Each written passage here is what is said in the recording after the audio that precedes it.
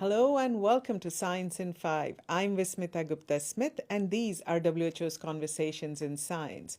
We are talking to Dr. Meg Doherty today about COVID-19 and how it impacts people living with HIV. Welcome, Meg. Let's start, Meg, with COVID-19 and the risk that it poses to people living with HIV. Thank you for that really important question. And we are becoming more aware and are following the data, and it's now very much confirmed that people living with HIV have an increased risk for severe disease from COVID, as well as hospitalizations, and then once hospitalized, have a 30% increased risk of death.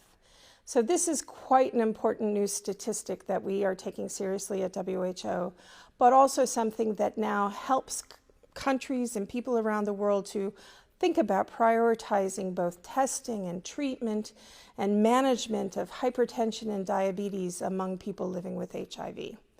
This is also really important because we know in the last couple of years, during the COVID pandemic, we have seen reduction in access to prevention services, testing services for HIV, and these kinds of services are the ones that we need to restart and maintain so that all people living with HIV have access to the antiretrovirals they need, they find out if they're living with HIV, and also now start to be prioritized and have access to COVID-19 vaccines.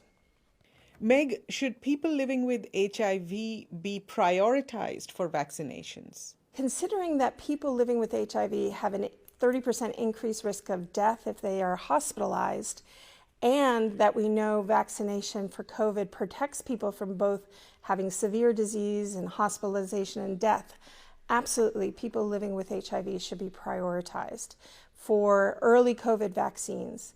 We at WHO have been looking at the vaccines to see if they're safe among people living with HIV, and all vaccines currently right now on the market can be used among people living with HIV and certainly should provide adequate protection.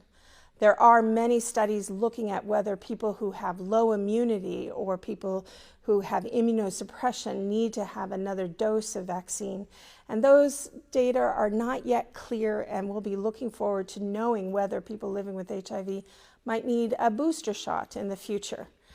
But what we know right now is most of the world in the low and middle income countries in Africa that has the highest burden of HIV, they don't even have the first vaccine. So certainly we urgently need to start vaccinating people around the world and putting people living with HIV right up there in the line of people who need vaccines, along with people with comorbidities, who are older, who are frontline workers.